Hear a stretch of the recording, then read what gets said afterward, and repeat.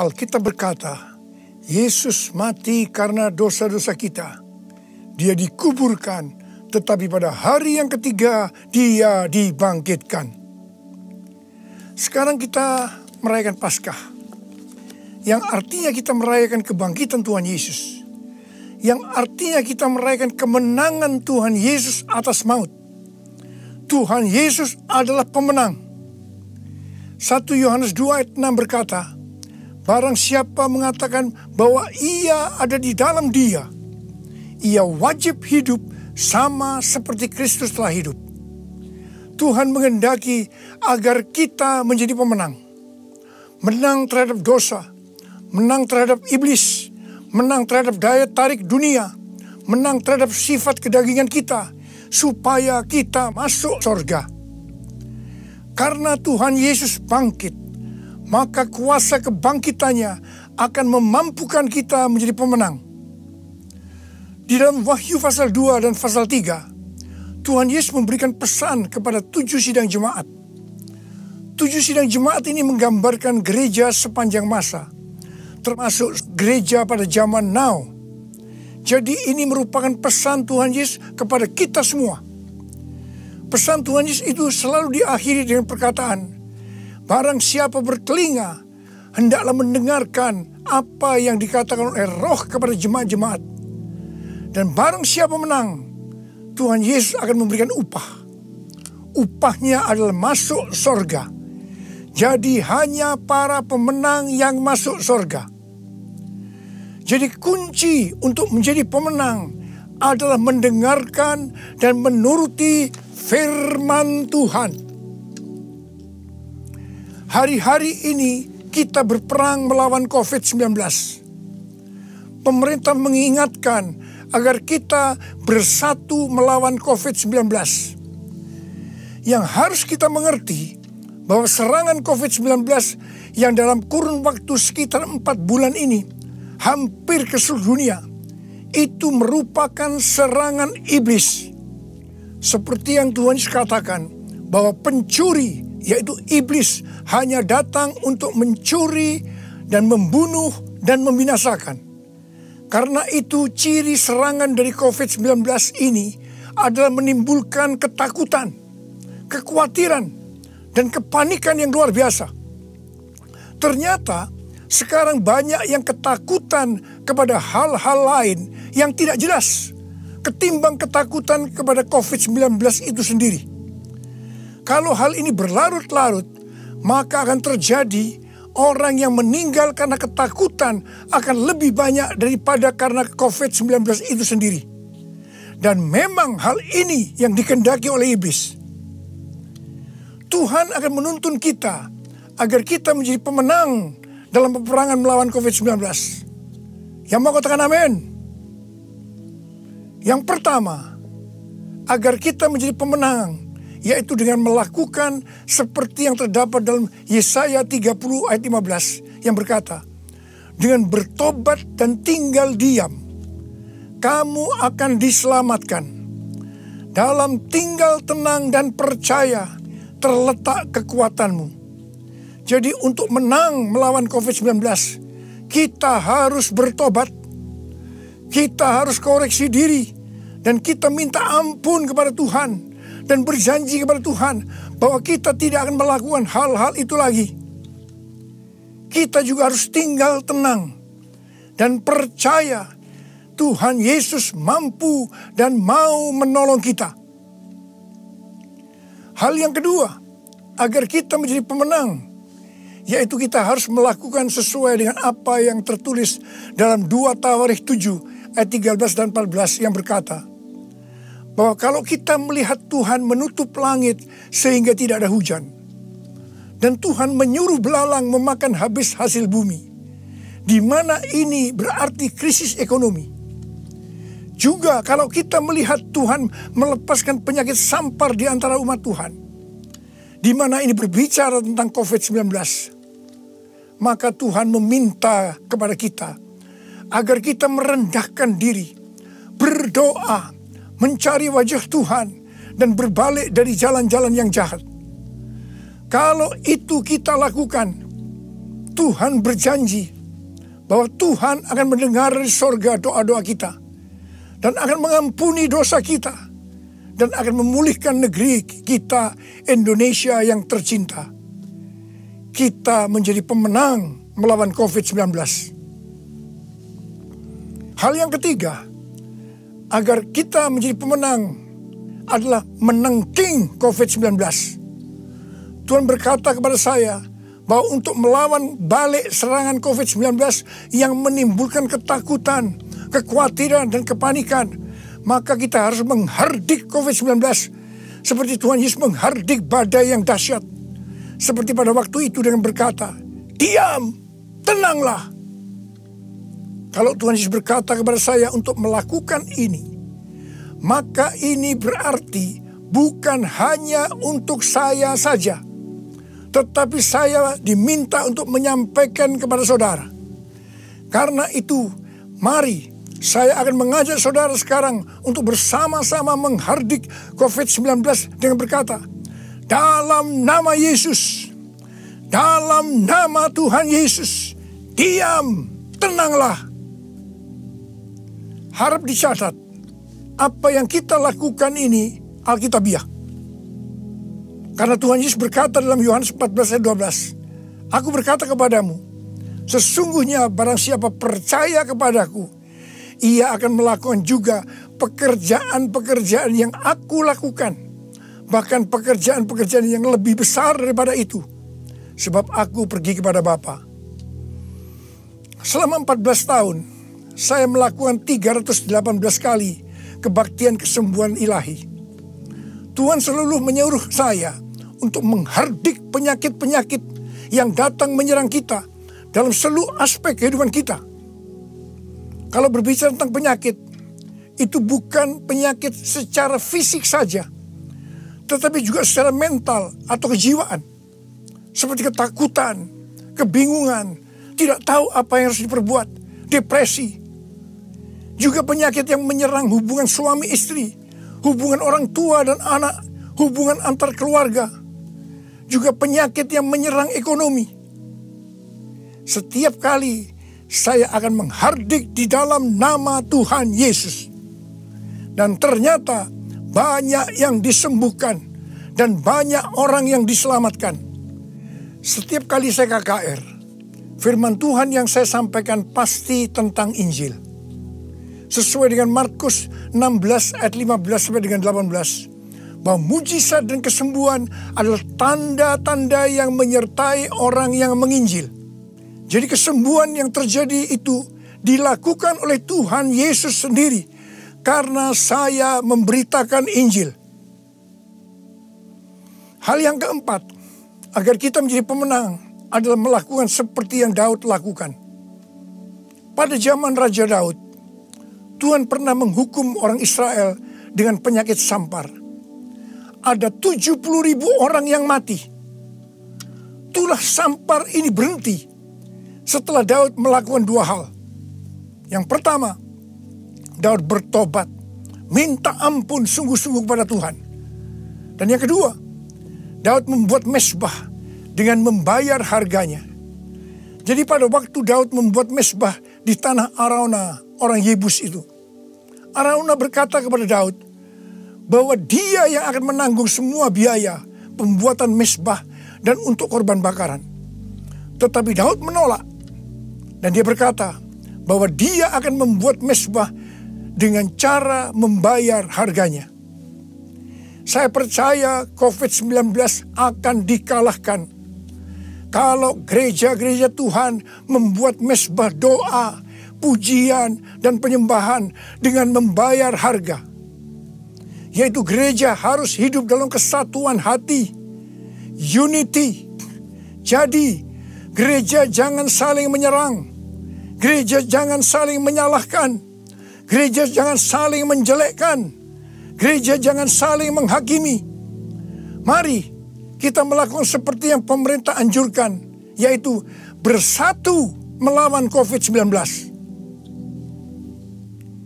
Hal yang kelima, agar kita menjadi pemenang, adalah dengan kita memuji dan menyembah Tuhan.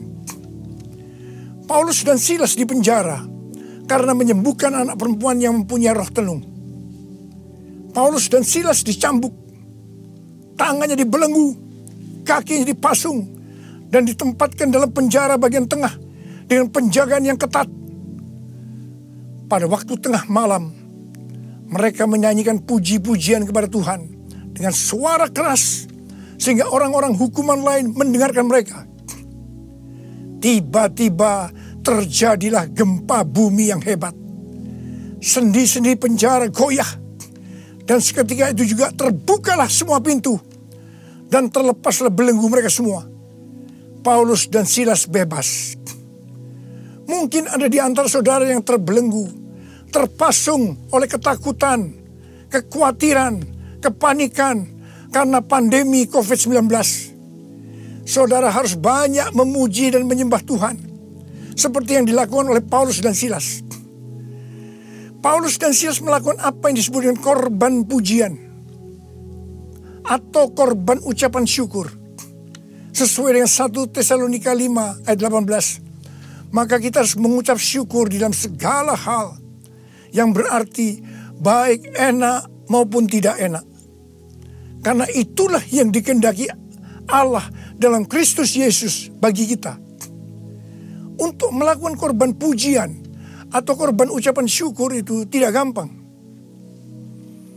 Kita perlu belajar dari Daud, seperti yang Daud lakukan dalam Mazmur 103 ayat 1 yang berkata, "Pujilah Tuhan, hai jiwaku. Pujilah namanya yang kudus, hai segenap batinku." Itu artinya kita memerintahkan kepada jiwa kita untuk memuji Tuhan. Terus perintahkan, meskipun itu terasa berat, sampai kita bisa memuji Tuhan. Dan saudara akan menang melawan COVID-19. Saudara juga bisa menyanyikan lagu, "Hati yang gembira adalah obat yang manjur." Ada banyak ayat dalam Alkitab yang mengatakan bahwa kita harus bersuka cita. Kita harus bergembira. 1 Tesalonika 5 ayat 16 berkata, "Bersukacitalah senantiasa." Hati yang bersuka cita, hati yang gembira adalah obat yang manjur untuk melawan COVID-19. Hal yang keenam, agar kita menjadi pemenang adalah dengan cara menabur. Pada waktu masa kelaparan, Tuhan berkata kepada Ishak, "Jangan pergi ke Mesir, diamlah di negeri yang kutunjukkan kepadamu." Dan Ishak tinggal di Gerar. Mesir berbicara tentang cara-cara lama. Di dalam menghadapi kelaparan, Tuhan berkata kepada Ishak, "Jangan pakai cara-cara lama, tapi harus pakai cara Tuhan." Setelah itu, apa yang Ishak lakukan?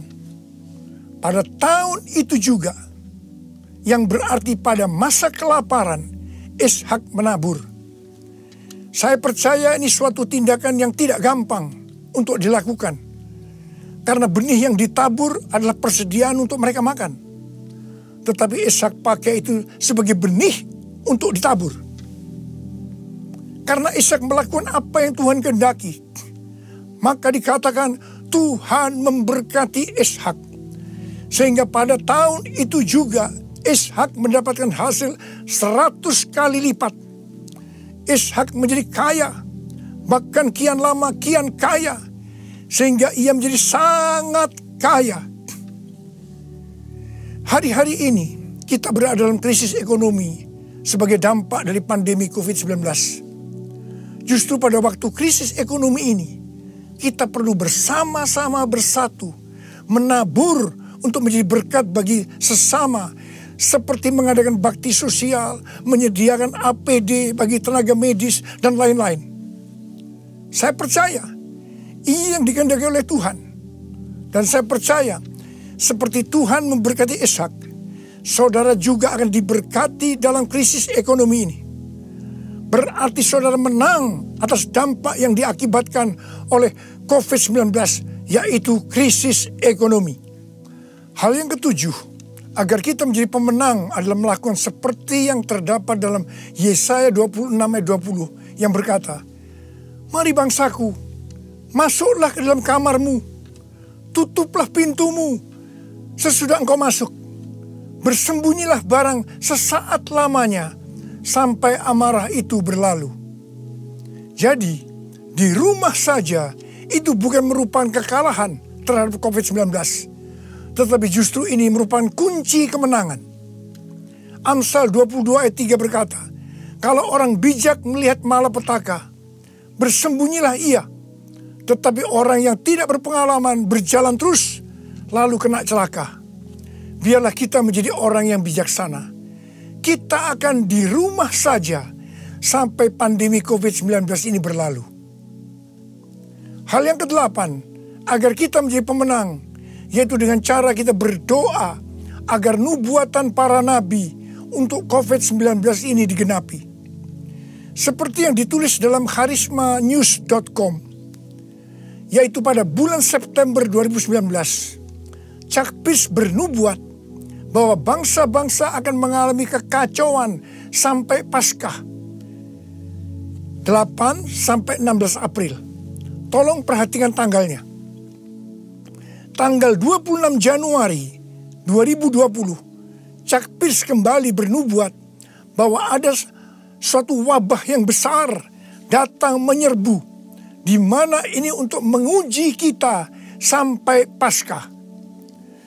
Banyak nabi yang menafsirkan bahwa COVID-19 ini akan selesai pada waktu Paskah atau trennya menurun mulai Paskah.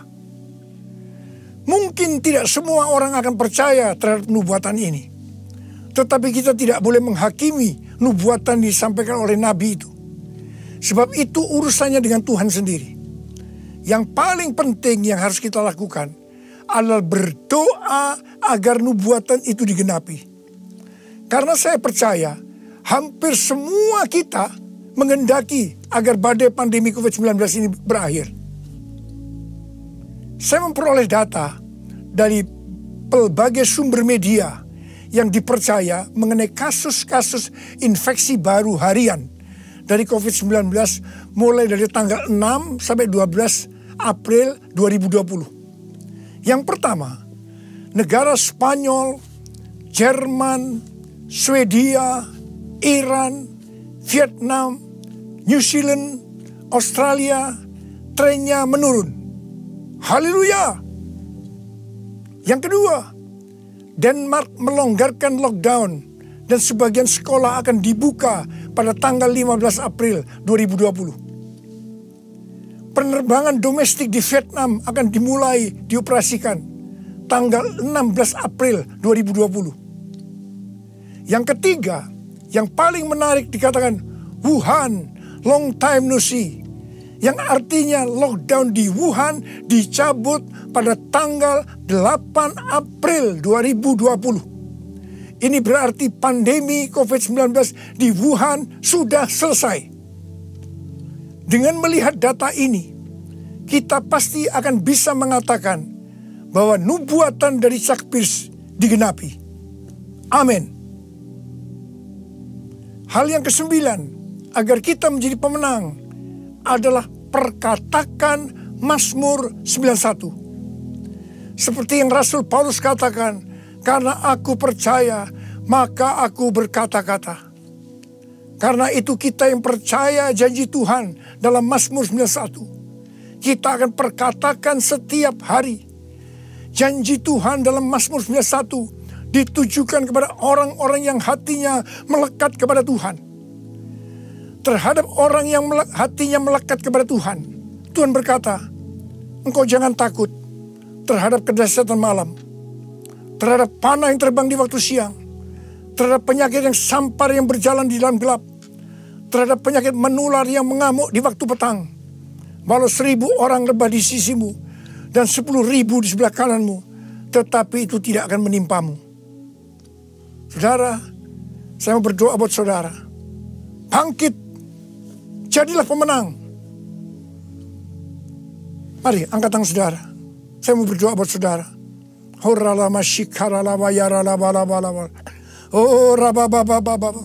Ini pesan Paskah yang kau berikan kepada kami, Tuhan.